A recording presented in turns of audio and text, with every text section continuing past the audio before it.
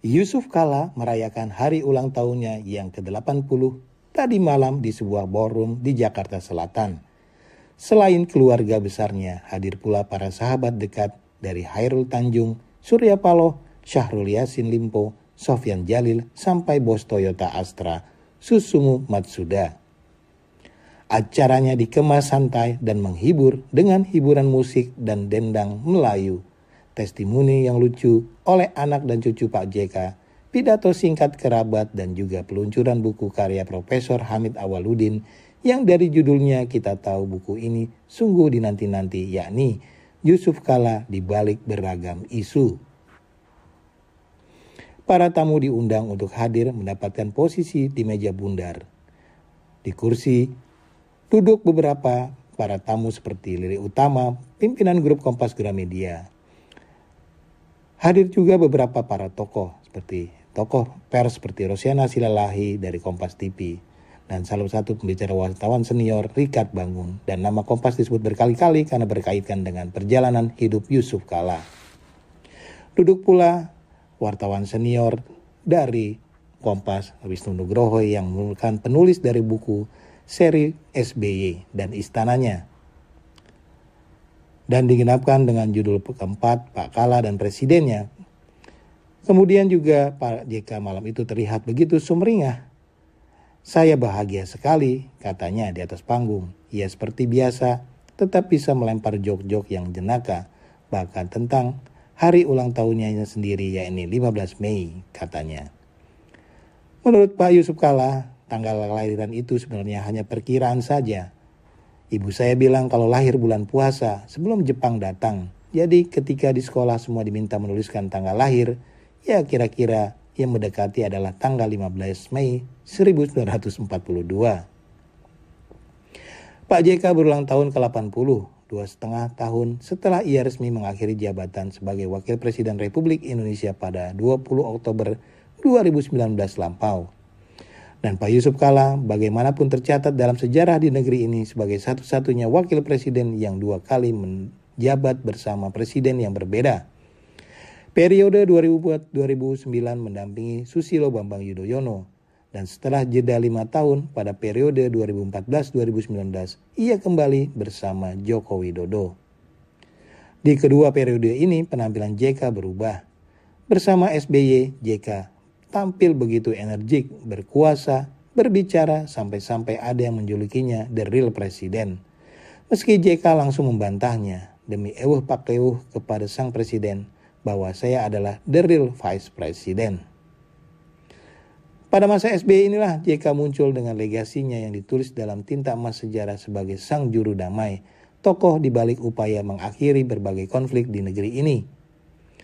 Pak JK mendamaikan Aceh ketika baru naik jadi wakil presiden, kendati proses menuju perdamaian itu justru lebih gencar dilaksanakannya saat tidak menjadi siapa-siapa. Selama 30 tahun militer tidak sanggup menundukkan Aceh sepenuhnya, padahal sudah menempatkan puluhan batalion tentara dengan ongkos tak sedikit sejak zaman Orde Baru.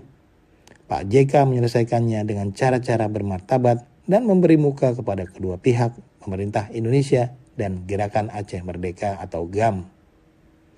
Sebelum itu kita tahu bahwa Pak JK mendamaikan dan menyelesaikan konflik Ambon, Poso ketika ia Menko Kesra, yang sebenarnya bukan tugasnya, tapi tugas Menko Polkam yang waktu itu masih dijabat Pak SBY.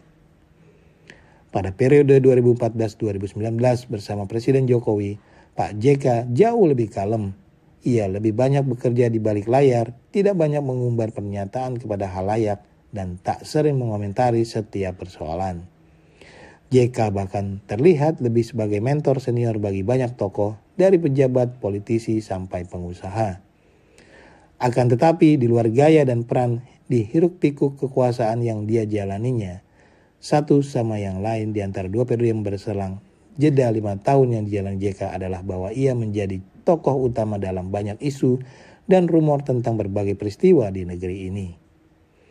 JK disebut terang-terangan atau terselip lamat-lamat di antara bisik-bisik tentang banyak perkara, dari soal listrik, roda pemerintahan, jabatan-jabatan, masalah hukum, agama, bisnis, dan sebagainya. Dari yang nyata sampai karang-karangan, yang dilihat dan dengar langsung sampai yang disampaikan melalui tangan kesekian.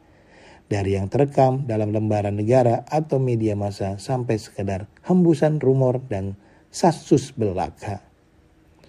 Ada yang positif, tak kurang pula cerita negatif. Ada yang dilempar di hadapan publik oleh tokoh lain dengan nama terang benderang. Ada yang dilemparkan melalui pergunjingan media sosial atau grup-grup percakapan WhatsApp oleh penulis anonim.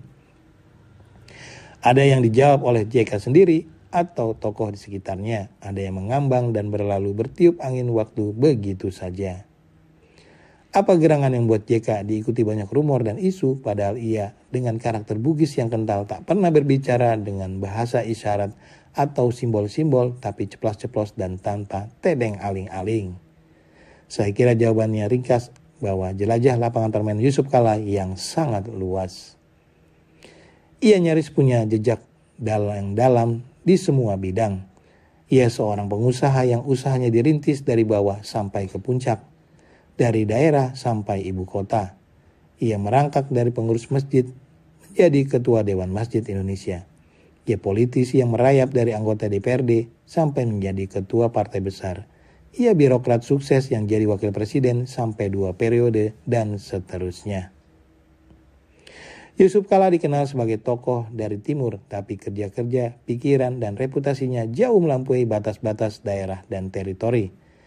Ia bergaul di lingkup yang sangat luas, desa ke kota, timur dan barat, Islam dan bukan Islam, dalam dan luar negeri, kawan dan lawan politik. Ia beririsan dengan semua tokoh dalam berbagai isu. Itulah Yusuf Kalla. Selamat ulang tahun Pak JK.